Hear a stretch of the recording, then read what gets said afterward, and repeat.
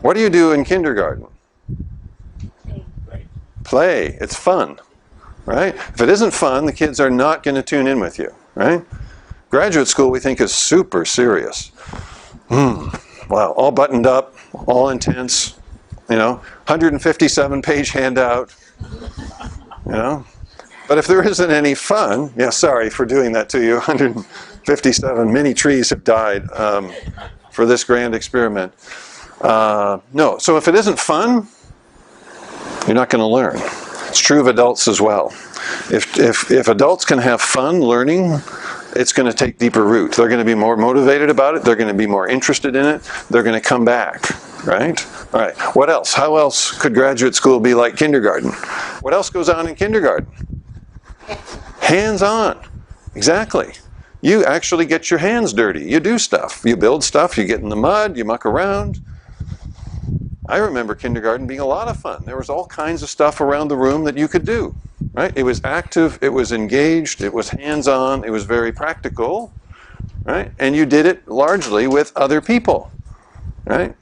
Graduate school, we tend to hibernate people off into individual units that they do a lot of stuff by themselves, right? I think that's part of the problem. We actually learn when we interact with one another. You learn from and with one another. In kindergarten, you're doing stuff together. How come the further you go up the scale of education, and this gets worse than when you get to graduate school as you sort of go through all these things, the more individualized it all becomes. So the ultimate pinnacle of that is doing a doctorate in something where, as some of these chaps can tell you, you lock yourself away in splendid isolation for years and years and years, no contact with the outside world. You don't see light, you don't eat for 4 years, the sort of thing. That doesn't look like kindergarten.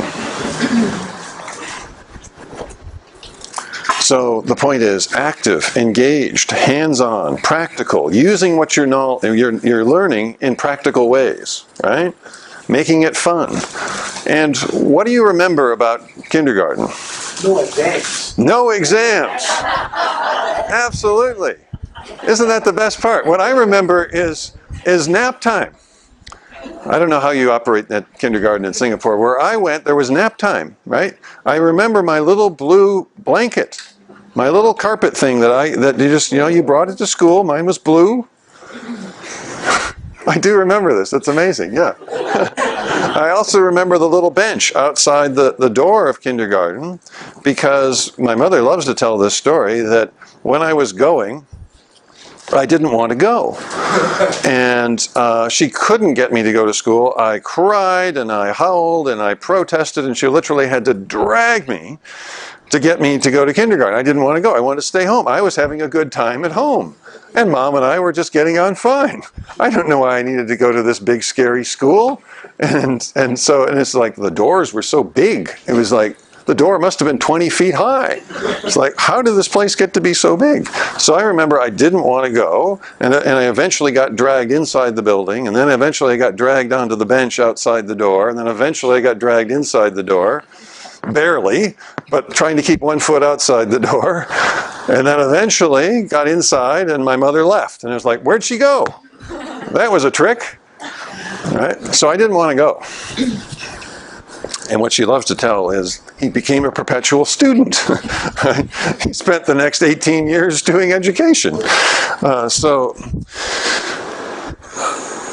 The thing about the kindergarten example that I'm driving at is a lot of core principles are in there, right? Active, engaged, hands-on, practical, applied, communal, collaborative in the context of the teacher. I was going to say the other thing I remember, apart from no tests, no exams, no homework. Maybe here there's homework. Is there homework?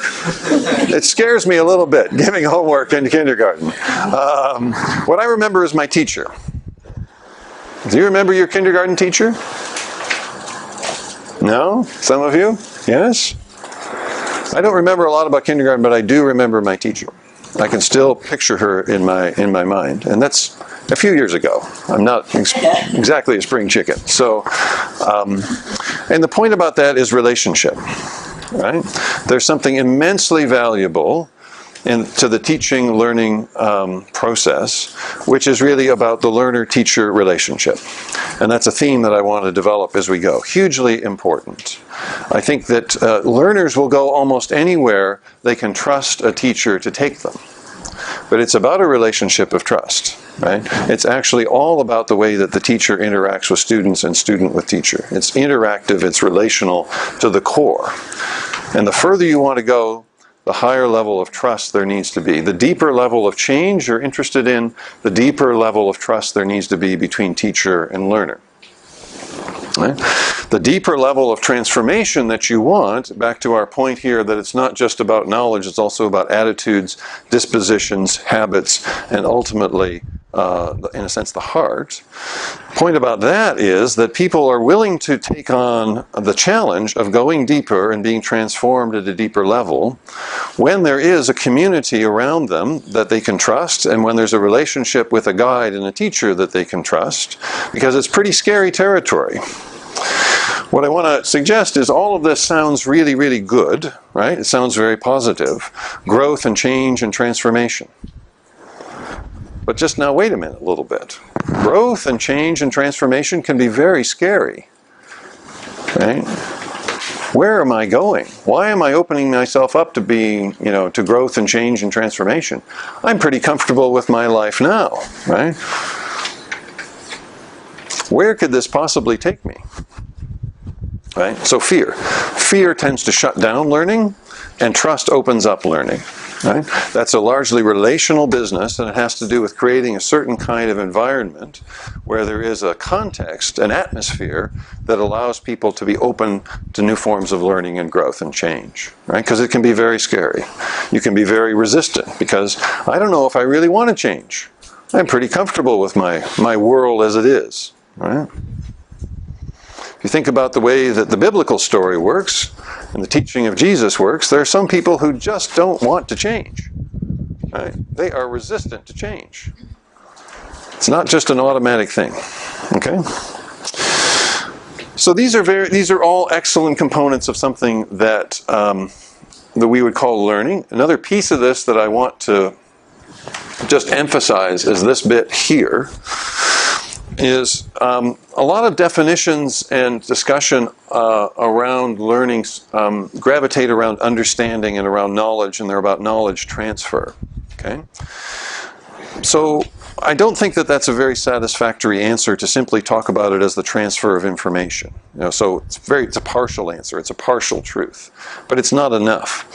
So the kind of learning that I'm interested in anyway is not just at the level of understanding, but the proof of the pudding, so to speak, is in the eating. The proof of the pudding is in the using of the knowledge and the applying of that. Particularly, it's the ability to transfer that to a new situation.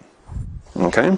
So you know that learning has happened when you're able to take the knowledge that you have gained and use it. Use it for some purpose. Use it in a new context and apply it to a new situation. Right? That really is the proof of the pudding at the end of the day. If you simply, in a sense, come to this class over these 2 Saturdays and you say, well, I know what Dr. Greenman said. He said this, this, and this. I remember this, this, and this. Right? But you can't take what we've been talking about and what you've learned during this and apply it to your work situation, your seminar, your teaching in a school, your discipleship ministry at church, your preaching ministry, whatever it is. If you can't apply it and use it and put it into action somehow, then not a lot of learning has gone on. Not the kind of learning that I'm interested in has gone on. I'm interested in the kind of learning that goes deep enough that people know that they can take it and do something with it. Right? So it can be transferred to a new setting. Right? So if there isn't really a capacity for transferability, I'm not satisfied that we've gone deep enough into the process. Okay? So simply repeating a bunch of factual information on a test, right? I could give you a factual quiz now of the things that we have said so far, and you could get 100% on it. That doesn't really matter a whole lot to me, frankly. I'm just interested in another level altogether. Right? I want to get to that level where you have a baseline of information and knowledge, yes, but you're able to do stuff with it, do new stuff with it. And ultimately, the proof of the pudding beyond that is if you can actually teach that to other people. Right? And I think all of you who have done some teaching know that the way that you learn things best is by teaching them to other people, right? Which is one of the great privileges of the business of teaching, is that it puts you in the situation of learning all the time.